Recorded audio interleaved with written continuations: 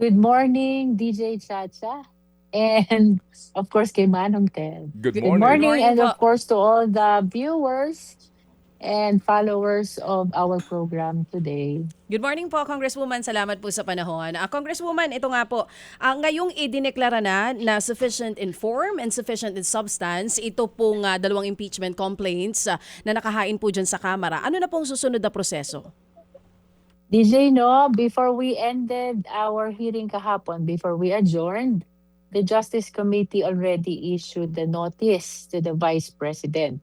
That is for her to file her answer within the period of non-extendable 10 days, calendar days, no? Itong sagot ng ating Vice Presidente, aside from they need to be filed to the Justice Committee, copy of which needs to be furnished as well to the complainant.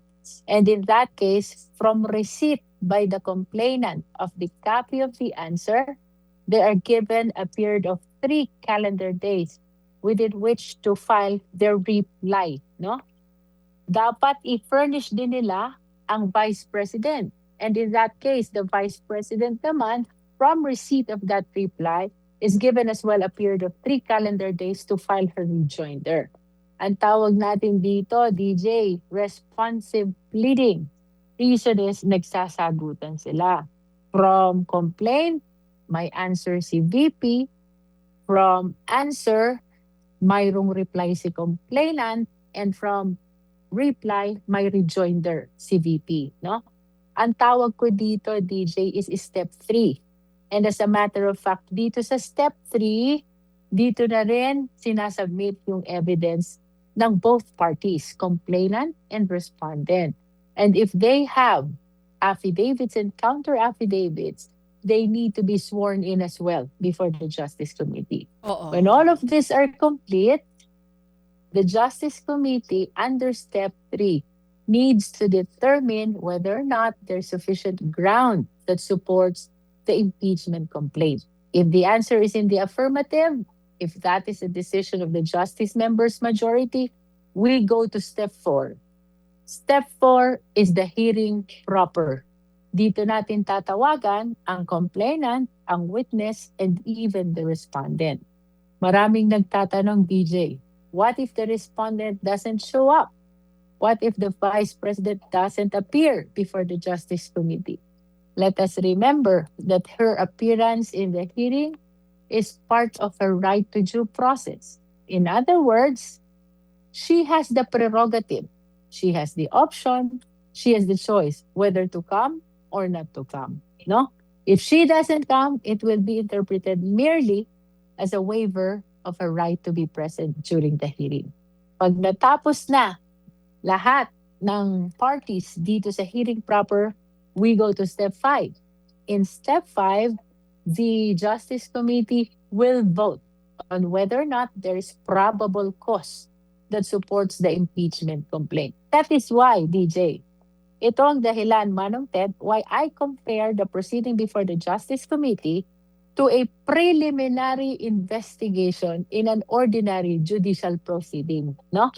Para kami mga fiskal, nag-PPI, the quantum of evidence required is probable cause, and whatever the decision is of the Justice Committee in step 5, isusulat namin yan sa committee report.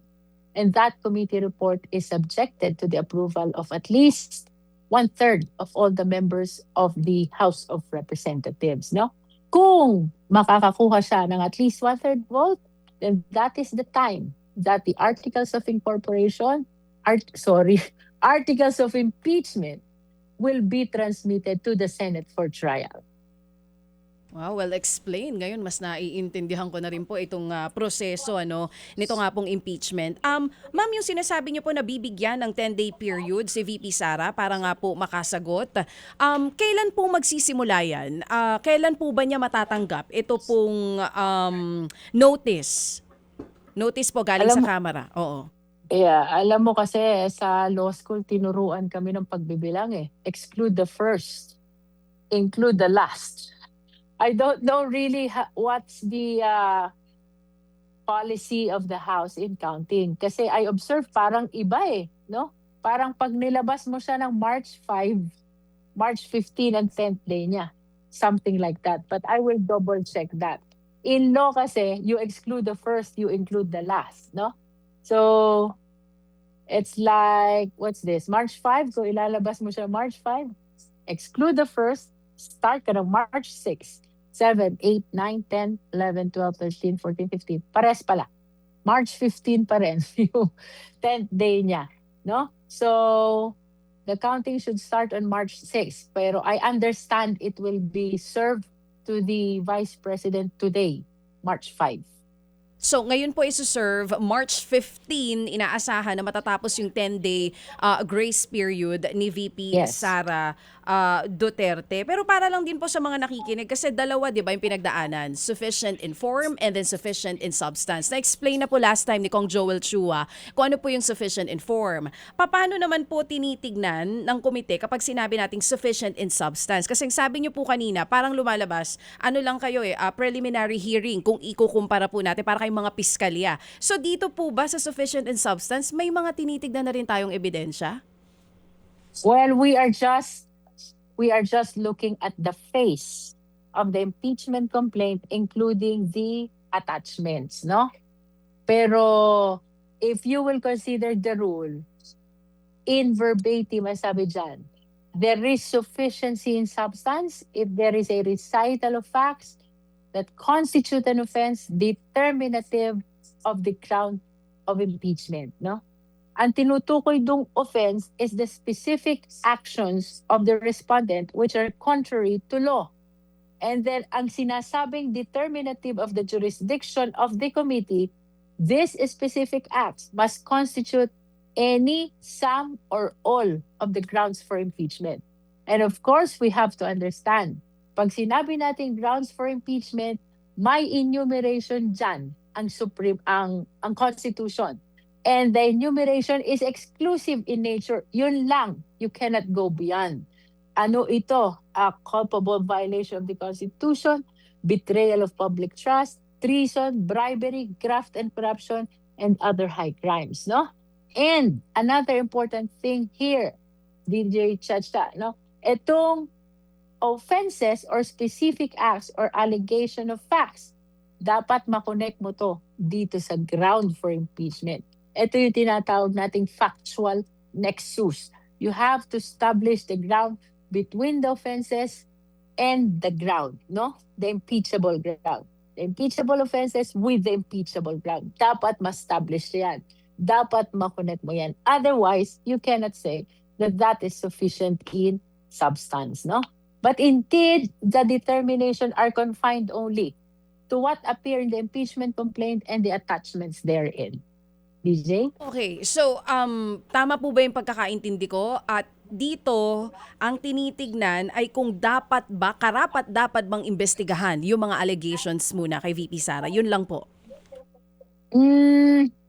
Well, ang tinitingnan natin is the sufficiency in substance, kung may sapat bang Basehan. offenses at ground for impeachment na na-allege doon sa impeachment complaint. No? Opo. So kaya na po tayo tutunghay ngayon after ituhong kaninyong step na ito para po sa sagot, kontrasagot at rejoinder na inaasahan natin kung magkakaroon na po ng formal na pagdinig. Doon ba sa formal na pagdinig po, Madam Chair, meron bang subpoena powers doon ang komite? Actually, Madam Ted, I'm inclined to believe that as early as now, the Justice Committee can exercise already its power of compulsory process, no? Alam mo to, alam ko nag-aral ka din ng batas eh. This includes subpoena duces tecum if you want to compel the production of documents, and subpoena ad testificandum if you want to compel the attendance of witness before the Justice Committee. So my answer to that, yes, meron na. But I think it's not only during the hearing proper. As early as now, meron ng compulsory process ang Justice Committee. Opo. Ma'am, is that your opinion o kinakailangan, yan bang inyong sinasabi ngayon na yan ay inyong opinion at yan ba'y kinakailangan pa munang pagbotohan ng majority members of the committee or magkaroon muna kayo ng deliberasyon before nyo yan gawin? Yan ba yung nasusulat sa inyong rules, ma'am? The reason why I am saying this is because we have to understand that Justice Committee is a collegial body. Mm-mm. As such, the only way to decide is by way of the majority vote. So, in significant occasions and decisions to be done, Mm-mm. I make it as a practice that we do it by way of collegial body. No? Opo. So to your question, ito bang exercise ng compulsory process dapat idaan sa botohan?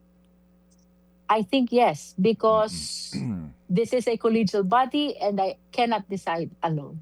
Opo, and we sincerely appreciate ma'am with the way you handled itong nagdaan ng mga hearing para po sa pagbibigay ng chance sa lahat ng mga miyembro na magsabi ng kanilang kaisipan at saloobin. So dito hong binabanggit nyo na puder ng komite na magsubpina ng mga tao, mga dokumento, hindi yan nasusulat talaga sa inyong impeachment rules po, ma'am? Well, actually, hindi siya ganon kadetalyado, no? Mhm. But the reason why I am aligned to maintain that position is because of the fact that this is not the decision of the chair only. This is not the decision of one member only, which is being considered in the Justice Committee. Mm-mm. Here, it is always the rule of the majority. Okay. And kayo ho ba, ma'am, as committee chairman ay pwedeng bumoto? No. And nakadalawang botohan na kami, 4 na pala, because originally we had, no, 6 actually. 6 na beses nang bumoto. Because during the determination of sufficiency in form, 4 pa sila. Di ba? Opo. Sa determination of sufficiency in substance, 2 na lang sila. So total of 6 voting already.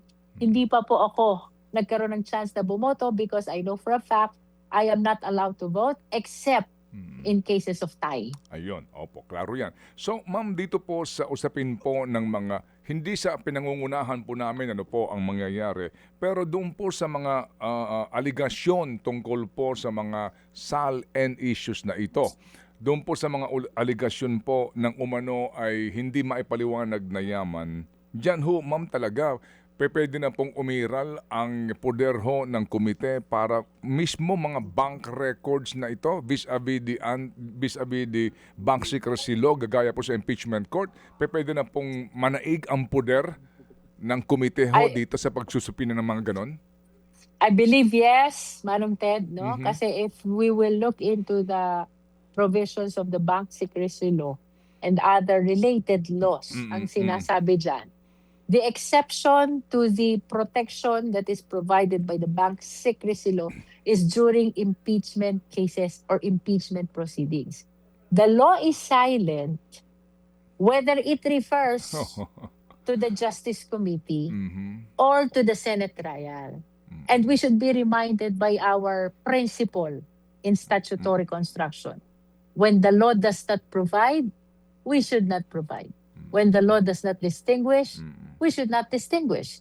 And by impeachment proceeding, by impeachment case, that includes the proceeding that is happening before the House of Representatives through the Justice Committee. Opo, opo. And in case po na naman, ito'y questionin po ng panig po ni VP Sara, yan po ay kanilang karapatan na naman kung sakasakali Yes, po. definitely. As a matter of fact, they can go to the Supreme Court at any stage of the proceeding at karapatan nila yan. We cannot do anything about that. But we are hopeful and positive that with the degree of caution that we are exercising today, including all the justice members, I hope that the Supreme Court this time will uphold the impeachment proceedings. Okay. Ma'am, yung pong mga testimonya ng mga testigo po dito, no? Yung pong usapin ng kanilang seguridad. Kasi po malaking bagay yan, no? Yung lakas na loob ng mga testigo po dito kung sakasakali. Ang komite ho ba may poder din tungkol po sa pagbibigay sa kanila ng seguridad dito? I think yes, Ted. As a matter of fact, we've done that before during the Quadcom investigations and even, I think, during the good government inquiry also, no? Mm. Na if there is a motion coming from the complainant at na-substantiate nila yung threat or danger which is posed to the life of the possible witness or the witness in this impeachment complaint, we will be acting on that motion in a way that we will be bringing to the custody of the witness. Like, for example, in the case of Ramil Madriaga, from the BJMP to the HREP, but that is, of course, with the consent of the concerned agency, which is the BJMP. Opo. And again, subject to the approval nga po sa mayorya ng mga miyembro ng komite. So kapag pinag-usapan natin dito ang testigo, pati po mga dokumento, pati po yung mga dokumento na actual na sinumite ng Office of the Vice President o maging sa tanggapan po ng DepEd doon sa mga pinaggastusan ng confidential fund at yung mga kontrata doon sa mga safe houses. Doon po sa mga pangalan, sa mga voucher na tumanggap po ng pera ng gobyerno, yun po, maisusubpi na po nyo yan. At sa usapin po ng paglalantad sa publiko, kasi po ito'y public hearing, paano kaya yon? Yes, we can issue subpoena duces tecum in as far as the COA documents are concerned, no? And for purposes of authentication, we can subpoena as well. Whoever is the custodian of this COA documents, for them to identify before the Justice Committee that they are genuine documents of the Commissioner Audit.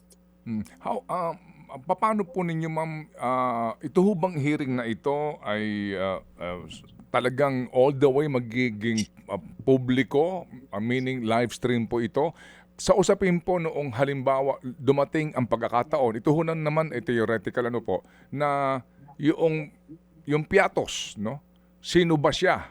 Oo, yung dokumento ng ito. And then yung sinasabi na pag sinupinan nyo yung tao na nag-submit nito, yung mga pagpapapirma sa mga voucher na ito, paano kaya? Will that be made public, ma'am? Yes, definitely, Madam Ted, no? The entire proceeding will be publicly available. I mean, it will be watched. It can be watched by the public, no? Sapagkat this is a public hearing and the public has the right to know whatever is happening in the Justice Committee. And as far as our impeachment proceeding is concerned. So yes, kung masasaksihan ba ng mga Pilipino itong pagharap ng mga testigo ito, definitely they will. Opo. Yung paglalantad po ng mga bank statement din, ma'am, yan po ay maisa sa publiko kung sakasakali po. Most especially the presentation of these bank documents sapagkat these are very delicate matter, no? And it is really our intention to share that to all the Filipino people. Kung ano man ang makikita nating ebidensya.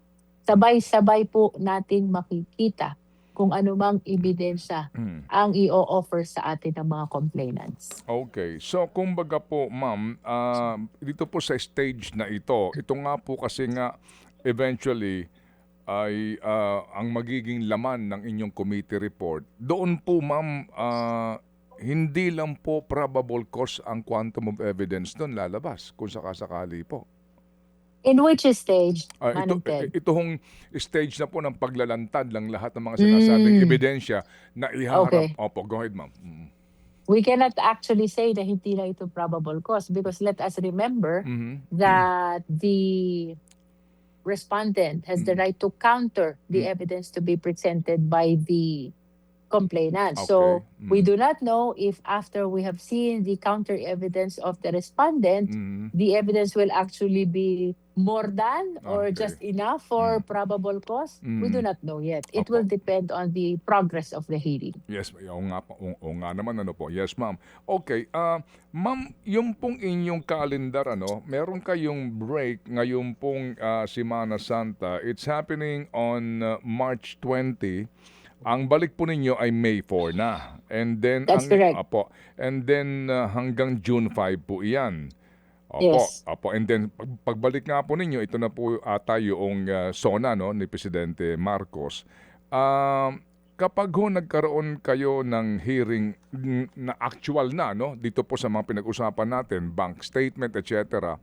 Yan, ma'am, gaano kalaking oras ang ibibigay ng Kongreso diyan, ng komite? Yan ba'y araw-araw, Lunes hanggang Biyernes? Paano ho kaya yan? Kasi nga, kung alam niyo ho yun, kapag sinimulan po yung ating pag-usisa at panonood dito, yung pong usapin po ng kumbaga walang break. Oo, tuloy-tuloy. Paano po? Well, Manong Ted, ganito, no? Because of the high significance, the importance, at most importance of this impeachment proceeding, Mm. I am really inclined to hear the impeachment case as fast as we can without compromising due process and without compromising the substance of the evidence. No? So, yes, I understand. Beginning on March 18, naka-recess na kami and we will be resuming on May 4. But at this point in time, I am inclined to continue with the hearing even during recess. I know this is outside already the definition of session day as per resolution of the Supreme Court dated January 28, no? But considering that the intention is to expedite so as to satisfy the waiting Filipino people about the result of this impeachment, no? I think we will be upheld by the Supreme Court on that point. So we intend to hold hearings on April, May, and perhaps June, 2 to 3 months, no? I went over the grounds, notwithstanding the fact na dalawa ang complaint. They can be summarized actually into 6 grounds. That includes the threat, the confidential fund in OVP, confidential fund in DepEd, the bribery or the payola in DepEd, and then we also have the, what's this? The SALN in relation to the affidavit of Ramil Madriaga. And 6 is the stabilization plot, which is, to me, is a totality. The way it was drafted in the complaint, this pertains to the totality of all the actions committed by the Vice President, allegedly. Okay. So ma'am, after Holy Week, ano nga po, kahit na po naka-break kayo, pwede kayong magpatawag, pero yan ho bang schedule na iyan ay dapat nyo na munang ma-resolve sa Committee on Justice before kayo mag-break ngayon para on record na pinagbutuhan nyo yan? No, it will be done by way of a meeting only. So long as the justice, of course, I cannot proceed without the quorum, no? So ang importante lang ay merong conformity, not necessarily a vote, ang mga members with regards to their availability on the dates that I will be proposing for the hearing. Okay. Ilan ho ba ang actual na miyembro po, voting members ng Committee on Justice? What I remember, Manong Ted, is I'm the 40th. That is the regular members, no? But I'm not allowed to vote. So the members that are allowed to vote are only 39. Okay? So, but if you're asking about total members, we are 40. That's what I understand. Paapat na po ako. And then let us remember that the ex-officio members, they are 15, I believe, have the right to participate and vote. Not only in Justice Committee, but in all committees. Okay. That explains kung bakit ang boto kahapon is 54. 1. No? Okay, opo. May ang mga ex-officio members, if they have no opportunity to participate, they're actually allowed to deputize non-member and non-ex-officio members. That is why, pag tinignan mo yung mga present kahapon during the voting, may makikita kang hindi member ng Justice Committee, hindi rin ex-officio member, but they are equipped with the necessary deputization letter from an ex-officio member. Okay. Pag sinabi natin Manong Ted na ex-officio member, we are referring to the House leaders from the House Speaker down to the majority leaders, the DML, Deputy Majority Leaders. Okay. So ma'am, doon po sa regular na mga miyembro, doon ka lang mahahango ng iyong quorum? No. The ex officio members are allowed to attend and allowed to vote. And for the purposes of determining the quorum Mhm. and even determining the majority and determining the number of votes, kasama sila sa bilang. So, let's simplify it. So, paano yan, ma'am? Kung during divcation po ninyo, paano yan? Ilan ang quorum mo, kumbaga? Ilan po ang iyong quorum? Well, as regular members, yun na kaagad ang aming initial consideration that we are 39, no? Oo. Pero kung dadating sila, let us say for example, may dadating na 11 na ex officio. So that makes the Justice Committee participants a total of 50. Kung dadating silang lahat, that will be 1/2 plus 1. That is 26. That is our quorum. Ay, no. I'm sorry. The quorum is only 1/5 under the rules. 1/5 lang. Yes, 1/5 only. Okay. So, That's under the rules of impeachment, no? 1/5 lang, ma'am. So, Yes. ilan lang ang kailangan mong warm bodies kung sakasakali para walang question sa quorum? So if it will be, let us say, 40 na lang or 39 or 50, yung 50 example natin kanina. Oo.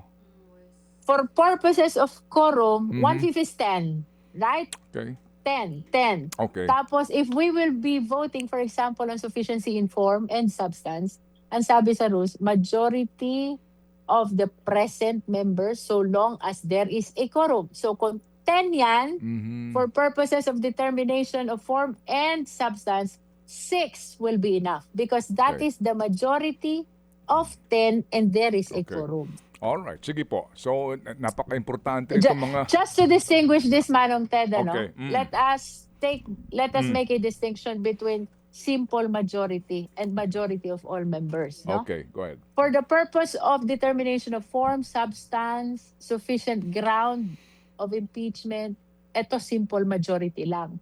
Majority of the present members so long as there is a quorum. Okay? Pero pagdating natin ng probable cause, iba ito. This will be majority of all the members. Ibig sabihin, kahit hindi ka mag-attend, kasama ka sa computation ng majority of all to be able to meet the required number of votes for the purpose of probable cause. Okay, sige po. So ma'am, kapag po humantong na sa ending nito, no, gagawa kayo ng committee report at inyong ihahain sa plenaryo. Yung committee report na yan, yung approval niyan, ano po approval? Meaning kung ano ho ang inyong rekomendasyon, ilan signatures ang kailangan mo doon para po ito maipanik sa plenaryo for the approval na po of the plenary? For purposes of probable cause and approval of committee report, pareha sila na required vote. That is majority of all members. Okay. Apo. Majority. And then pagdating po sa plenaryo, you are going to defend the committee report at yung committee That's report. correct. Opo. And the committee report will be subject to all manifestations and kung ano man pong mga komento. Afterwards, pagbobotohan po ito, whether bubuo na kayo ng articles of impeachment. That is correct, Manong Ted, no? Okay. And that committee report is subject to 1/3 Mm. vote of all the members of the House of Representatives. Which is 105 or 106? My last check, we are 315, so that should be 105 to constitute 1/3. Okay, sige po. So ma'am, lalabas po ma'am ngayon pala na ito pong ating masasaksihan in the days to come after nitong 10-3-3 na binabanggit yung days, no? Ay parang trial na rin, kumbaga. I mean, parang na siyang trial. Yes, Ted, but siguro mini trial to. Okay. It will not be as full blown as the Senate because remember the quantum of evidence that is being required of us is merely probable cause, no? And I am anticipating also the possibility that kapag na-satisfy na yung mga prior ground, there might be a member who will be moving to conclude the proceedings because we have reached already the quantum of evidence required. So that's just a possibility, but it will depend really on the progress of the hearing proper. Okay. Kumbaga, to abbreviate the proceedings, Madam Chair, hindi nyo na tatapusin po ito kasi nga meron ka na nga ang basihan, no? Yes, but in that case, it will be subjected to the vote of the majority of the members present. Okay, sige po. So ma'am, how do you manage all of this now? Kasi nakaatang sa inyong balikat itong napaka-importanting bagay na ito sa gitna po ng lahat. As you all know, pag sinabi kong lahat, lahat na po yan. Oh, bira dito, bira doon, o naman po, pressure dito, pressure doon. How do you manage this all? Ako, Manong Ted, I don't watch social media. I stick to the rules. I am a conservative lawyer. Ayoko nang nag-explore ako outside what is provided under the rules. So I think that's how I manage it. Stick to the rules of impeachment of the House. Stick to the decisions of the Supreme Court. Stick to our Constitution. And try to be discreet in choosing the programs that I will be watching. I purposely watch legal luminaries to provide additional guidance as we go along this impeachment proceeding. Okay, with that, Madam Chair, Godspeed, and we will be watching. Ano po, at kung sakasakali pong may mga dapat kayong liwanagin, I hope you don't mind na kami po yung muli pong gagambala sa inyo. Definitely. Maraming salamat po, Manong Ted. Opo. DJ Chacha. Thank Maraming you, salamat po sa Congresswoman. lahat ng sumusubaybay.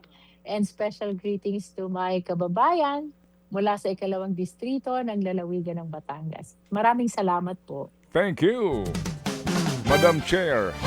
Si Madam Chair ay aking kababayan dyan sa Batangas. Madam Oo. Speaker, Mga kapatid, brothers and sisters, saan ka pa? Dito na tayo sa totoo. Dito na tayo sa True FM. mga kapatid, mag-subscribe and follow po kayo sa social media accounts ng True Network PH. Yan po kami, hanapin nyo lang True Network PH, Facebook, Instagram, YouTube, TikTok, and podcast. Mapa Apple or Spotify man yan, mahahanap nyo kami. Lahat ng mga napapanood at napapakinggan nyo po sa programa, nasa social media accounts namin yan. So paano mga kapatid? See you sa social media!